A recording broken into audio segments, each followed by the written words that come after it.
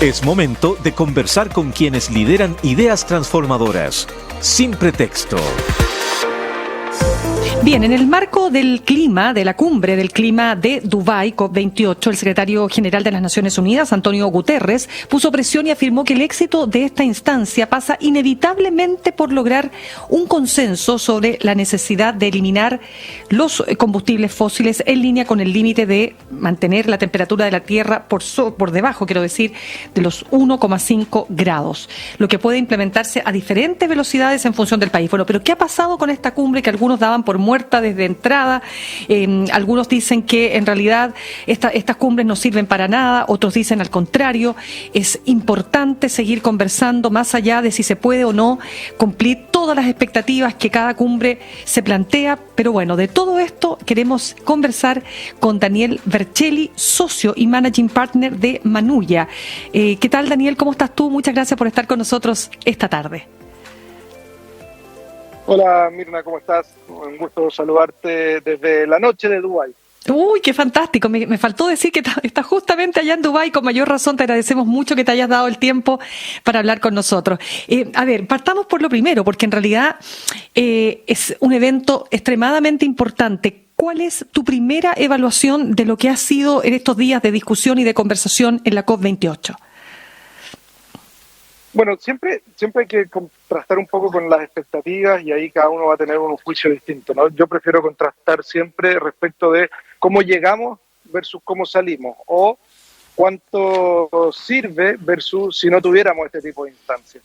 Y la verdad es que todavía se está negociando. Mañana debiera terminar la cumbre acá en Dubái y hay mucha expectativa respecto de cuál va a ser el vocabulario que se use sobre el petróleo en particular.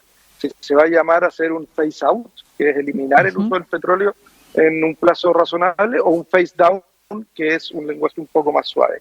Y en torno a eso ha estado la gran tensión de esta COP. Lo ha mencionado el secretario general, lo ha mencionado todo el mundo, y todavía estamos a horas de saber, bueno, qué es lo que se va a incorporar en la declaración de esta COP. Pero más allá de eso, alrededor de la COP, durante la COP también pasan otras conversas, ¿no? Pasan cosas importantes como el compromiso financiero, por ejemplo, compromiso financiero para ir hacia la descarbonización de la economía, y en ese sentido han habido buenos anuncios. Se firmó por más de 150 países un texto para comprometerse a transformar, por ejemplo, los sistemas agrícolas y de alimentación. ¿Por qué? Porque tal como los tenemos hoy día, no funcionan ni para nutrirnos bien, ni funcionan para el medio ambiente, ni funcionan para muchas cosas. Y ahí hay un avance importante que es nuevo, eso, y hay que decirlo, está liderado por Gonzalo Muñoz esa agenda, y ha sido súper relevante. Hay otra agenda de metano. El metano es un gas que también tenemos que eliminar y reducir lo más posible, y han habido compromisos muy importantes en metano liderados por otro chileno, por Marcelo Mena. Entonces, hay un espectro que es el de la negociación, y hay otros espectros de otros acuerdos y otras cosas que van pasando, y esas yo diría que han sido bastante positivas. Falta todavía que veamos mañana lo que sale de la declaración final de los estados. Ahora, Daniel, de lo que pasó con la última COP, ¿se hace una evaluación, se hace una retrospección respecto de los compromisos que se establecieron ahí, y cuántos de esos compromisos se cumplieron?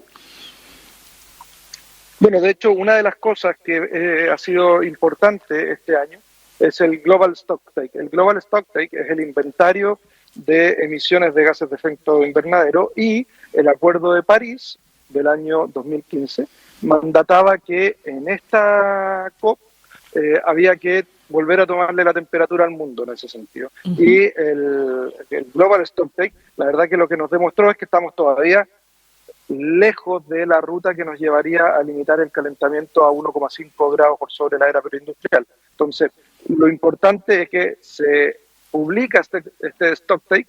Lo importante es que ahora ojalá se suba el nivel de ambición para ponernos en la ruta que necesitamos estar como humanidad. Y lo siguiente que ocurre con esto es que en 2 COP más, es decir, para la COP 30 que va a ser en Brasil, en función de este informe, este Global Stocktake, los países tienen que actualizar sus metas nacionalmente determinadas, sus contribuciones nacionalmente determinadas. Y esos son los ritmos que van teniendo estas conversaciones, y están todos como bien reglamentados en este caso por el Acuerdo de París. Ahora, claro, uno puede decir, chuta, qué lento. Sí, pues. Y es verdad, a uno le da ansiedad, a uno que viene de otro mundo, del mundo más privado y qué sé yo, uno encuentra tan lentas estas cosas. Pero la verdad es que cuando uno está acá, también se da cuenta de algo que cuesta a veces dimensionar. Y quizás un ejemplo súper cotidiano sirva para hacer el punto. ¿Cuánto nos cuesta a veces, a los que somos papás, ponernos de acuerdo con el resto de los papás de los niños del colegio? ¿Para dónde va a ser el paseo de fin de año? ¿O cuánto nos cuesta en un condominio, en un edificio, ponernos de acuerdo con algo? Acá son casi 200 estados, con todas sus economías, con todos sus anhelos, con todas sus aspiraciones, tratando de ponerse de acuerdo en cosas. Evidentemente un ejercicio que cuesta, ¿no? Pero por suerte lo tenemos, porque la alternativa sería no tenerlo y que cada uno se mande solo y no enfrentemos nunca de manera conjunta los desafíos globales. Claro, pero tú lo mencionabas, Daniel, el tema de mantener la temperatura del planeta por debajo del 1.5 grados parece ser un desafío que no lo vamos a lograr de aquí al 2030. No, ese desafío está planteado para la mitad del siglo, para la segunda mitad 2050. del siglo, y para lograr eso, lo que tiene que ocurrir es que de aquí al 2030, en esta década, en lo que queda de esta década, debiésemos disminuir a la mitad las emisiones de gases de efecto invernadero y al 2050 debiéramos llegar al cero neto. Si recorriéramos esa trayectoria de emisiones, la ciencia nos dice, bueno, ahí mantendríamos la temperatura por debajo de los 1,5 grados extra, ¿no?, sobre la era preindustrial. Y la verdad es que no estamos muy cerca de bajar las emisiones a la mitad en el 2030, que es la primera meta. Claro, o sea, por eso te digo, bajar a la mitad parece un desafío y una tremenda hazaña que parece muy difícil de lograr. O sea, aunque sea el 2050, ¿todavía tú tienes esperanzas que eso pueda lograrse? A ver, si este fuera un paciente, todavía tiene pulso, pero no está muy sanito.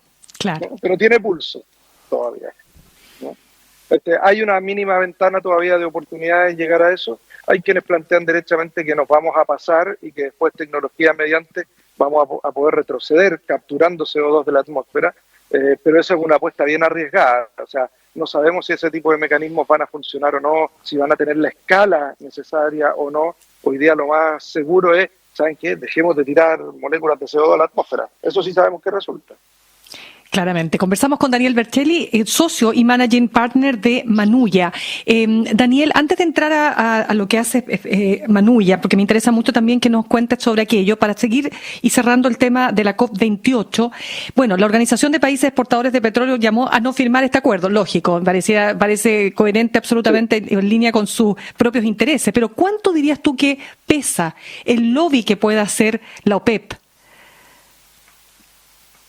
Pesa, pero la verdad es que están cada vez más arrinconados. Piensa que este año, a ver, dos cosas para poner en perspectiva. Hace 2 años, en la COP26 en Glasgow, la discusión era si se incluía o no el término phase out o phase down de coal, de carbón. 2 años después estamos hablando ya de eso para el petróleo. Ese es un avance que es muy significativo en términos de velocidad para lo que son estos procesos. Ya estamos hablando de si al petróleo lo eliminamos o lo disminuimos, y eso es muy significativo.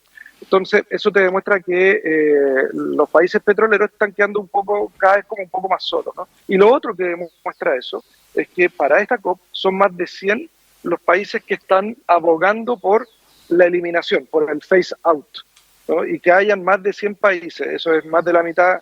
De hecho, son 190 y tantos países los member states de Naciones Unidas. Más de la mitad está abogando por esta palabrita técnica que se llama phase out, ¿no?, por eliminar el uso del petróleo. Entonces, eso también hace poco tiempo atrás no tenía ese nivel de apoyo, ¿no? Entonces, es cierto que los países que tú mencionabas y las industrias que están detrás están abogando por un lenguaje lo más suave posible y lo menos comprometido posible, pero la cantidad de países, de organizaciones, del mundo de los stakeholders, etcétera, que están presionando son cada vez más y se van quedando cada vez más solos también esos países. Y estos países que tú dices que están en esta política del phase out, de eliminar definitivamente, ¿no es cierto?, todas las emisiones con petróleo, ¿qué países importantes están ahí del mundo industrializado? De Europa, muchísimos en Europa, por ejemplo, ¿no? Y eso es súper significativo y súper importante.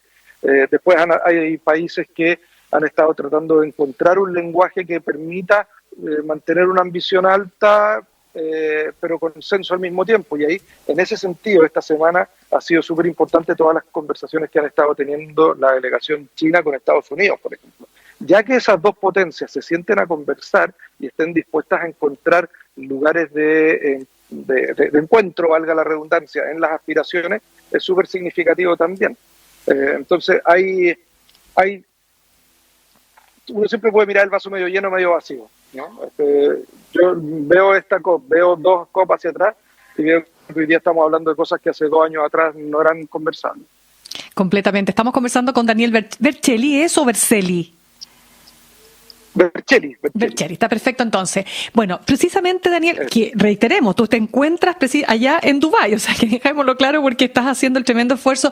¿Qué diferencia de horario tenemos con Chile, Daniel? 7 horas más acá en Dubái. Ah, ya, pensaba que era como más de 12, no, son 7, no deja de ser, pero todavía...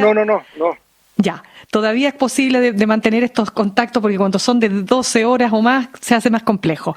Daniel, hablemos de lo que es Manuya, porque me gustaría mucho que nos cuentes qué trabajo realizan ustedes y sobre todo este gran hito, porque por algo están en Dubái, entendemos, ¿no?, que es asesorar al gobierno español en su participación en la COP28. Sí, bueno, Manuya es una compañía de consultoría que cofundamos con Gonzalo Muñoz, que fue además champion de la COP25, ¿no? Cuando la presidencia de esa COP la tuvo Chile, él fue el High Level Climate Action Champion. Y cofundamos Manuya los dos hace casi 3 años. Y lo que hacemos es consultoría en estrategia de sostenibilidad, ¿no? Lo que tratamos de ayudar a las compañías a incorporar la sostenibilidad en el sentido en su modelo de negocio, ya sea que lo que tienen que trabajar es justamente cambio climático, ya sea que lo que tienen que trabajar es economía circular, ya sea lo que tienen que trabajar es equidad de género o una combinación de todas las anteriores o algún otro tema de sostenibilidad. Y en el caso del gobierno español, hubo una licitación internacional de la que participamos para hacer toda la curatoría está teniendo acá y que está siendo anfitrión acá en su pabellón en la COP.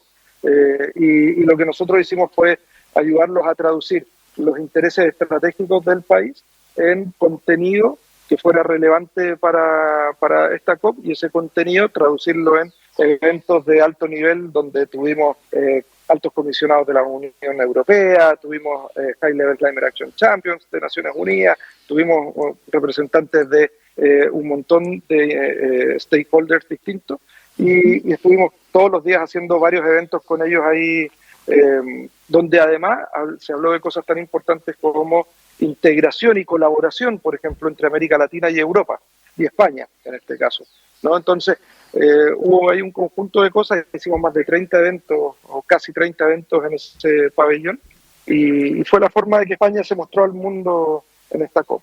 Qué interesante, Daniel. Daniel, volviendo a la conexión con nuestro país, ¿te parece...? A ver, la pregunta que te quiero hacer es la siguiente, ya que estamos viviendo este proceso constituyente que terminaría, creemos que va a terminar, o sea, definitivamente termina un proceso por lo menos que ha durado harto tiempo, 4 años, ¿no? Termina este domingo con este plebiscito. Pero la pregunta es la siguiente. Teniendo el país temas tan importantes hoy día para la ciudadanía, como son el tema de la delincuencia, la migración irregular, otros temas que se toman la agenda, ¿se hace más difícil generar conciencia respecto de los efectos del cambio climático? Mira, déjame dar 2 ángulos a esa respuesta. El primero, de texto constituyente, ¿sí? Independiente de que este texto que se presenta ahora para plebiscito se apruebe o no, es un texto que incorpora y hace una mención explícita al cambio climático y eso es histórico y sobre todo histórico siendo un texto que sabemos de dónde tiene sus apoyos, ¿no? Que es un mundo que quizás en algún minuto estuvo un poquito más distante de estos temas. Entonces, se apruebe o no se apruebe, yo creo que no hay ninguna duda de que la siguiente Constitución de Chile va a incorporar, por ejemplo, el tema del cambio climático en la Constitución. Y eso es un súper avance viniendo de una Constitución como la del 80 que tiene un artículo de medio ambiente. Claro, ¿sí? exacto. Ahora, cuando uno lo lleva al mundo privado o lo lleva incluso a estrategias nacionales de desarrollo, es importante entender de que nosotros somos un país que está lejos del mundo, lejos del centro de donde se consumen todas nuestras exportaciones, y estos lugares de destino de las exportaciones son Europa, son Norteamérica, son Asia, pero hay muchos de ellos que están teniendo regulaciones cada vez más importantes y más restrictivas en términos de con qué, por ejemplo, con qué nivel de emisiones se llega. Sí. Daniel, ¿ahí te parece que te perdimos un poquito? Sí, vamos a retomar la conversación con Daniel Berchelli, socio y managing partner de Manuya, que se encuentra en Dubái. Por eso que estamos con estamos con 7 horas de diferencia, es decir, allá son ya las 8 de la noche con 24 minutos, participando además en este tremendo evento mundial por el cambio climático. Manuya es una empresa de consultoría que nació bajo el alero de Triciclos en 2021, ¿no? Esto con el propósito de apoyar a las organizaciones a potenciar todas sus estrategias de sostenibilidad y además otras iniciativas vinculadas al triple impacto, ¿no? De modo de fortalecer el rol que cumple el sector privado en la sociedad. ¿Ya estás reconectado, Daniel? ¿Ahí sí? Sí, ahí estoy. Estupendo. Se perdió, perdón. No, pero, por favor. Bueno, Oye, pero te estábamos escuchando atentamente porque te lo preguntaba también en función de cómo has visto la tarea que tiene que realizar o que está realizando la ministra Maysa Rojas, ¿no es cierto? Porque ella puso sobre la mesa que Chile está comprometido en crear soluciones concretas contra el cambio climático. Así es, y esto es del mayor interés para Chile, porque como te estaba diciendo, pensemos en alguien que está en Noruega decidiendo si compra vino italiano, español, francés o chileno. Y la siguiente pregunta que se hace es, bueno, ¿y esto cómo llegó hasta acá? ¿No? ¿Y con qué nivel de emisiones? Claro. Si Chile no toma la delantera en términos de reducir sus emisiones, de implementar una estrategia de carbono neutralidad y de cero emisiones netas, la verdad es que lo único que estamos generando es una desventaja competitiva, ¿no? Entonces, para todo nuestro sector exportador es de vital importancia, y para dinamizar nuestra economía en ese sector es de vital importancia que Chile sea un país que destaque por su cumplimiento y por ir reduciendo sus emisiones, porque estamos lejos de todos lados. Y la ministra Maysa Rojas, tanto el año pasado como este año, ha cumplido varios roles súper destacados y que han sido muy valorados por el resto del mundo. Ya el año pasado ella lideró una negociación que permitió incluir en el texto de Sharm el-Sheikh, que es donde fue la COP del año pasado, un texto sobre un mecanismo de pérdidas y daños, que en simple significa los países que más han contribuido a la crisis climática, a generarla, que tienen que ayudar a aquellos que hemos contribuido menos y que somos más víctimas, entre comillas, o somos los más perjudicados o los que estamos menos preparados porque no tenemos recursos para adaptarnos.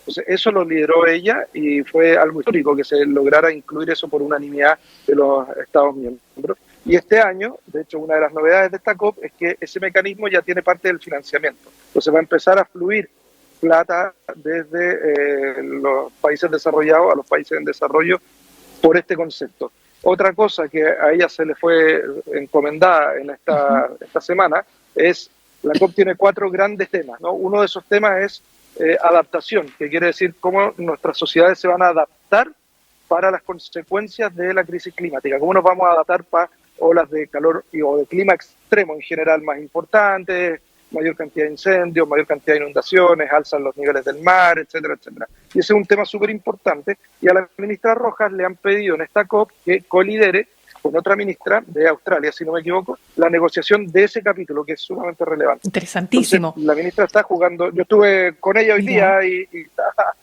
haciendo un trabajo realmente muy valorado por el resto del mundo.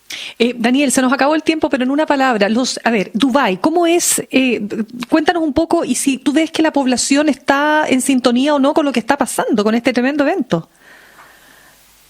Mira, pasan tantas cosas al mismo tiempo en Dubái que ¿Qué cosa? ¿Qué pasa? Hay gente que ni se entera.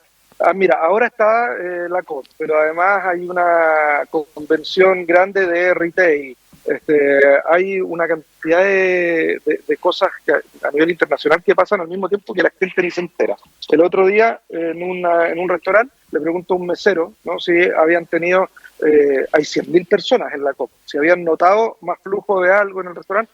No, me decía, por la cosa está del clima, no, tenemos menos gente de lo que tenemos normalmente. Pero ¿cómo? Eso era la visión del mesero, ¿no? La verdad que es una ciudad súper sorprendente en términos de la infraestructura que han desarrollado y en términos de la visión que han construido de manera muy consistente, sabiendo que en algún minuto se les va a acabar la fiesta del petróleo. Han desarrollado un polo de negocios, un polo de innovación, un polo de servicios financieros, de turismo, y están desarrollando su economía hacia otro lugar. Y eso es bien admirable. Interesantísimo. Bueno, Daniel, ¿tú te vendrás ligerito, estarás de vuelta por ahí para que sigamos conversando en otro momento a Chile? ¿Sí? ¿Te queda a fines de esta semana estoy en Chile. Me parece estupendo para que tengamos otro momento, otra conversación. Daniel Vercelli, socio y managing partner de Manuya, gracias por haber estado con nosotros esta tarde. Gracias a ti, Mirna, un placer. Que tengas una buena tarde, un buen fin de día en realidad, porque ya estás terminando el día prácticamente y ojalá que vengas con las pilas bien cargadas para que conversemos a fondo de toda la experiencia maravillosa que has podido acumular ahí en ese paso por la COP28. Eso, cuando que quieras, estés muy bien. feliz. Gracias. Un abrazo. Un abrazo para ti.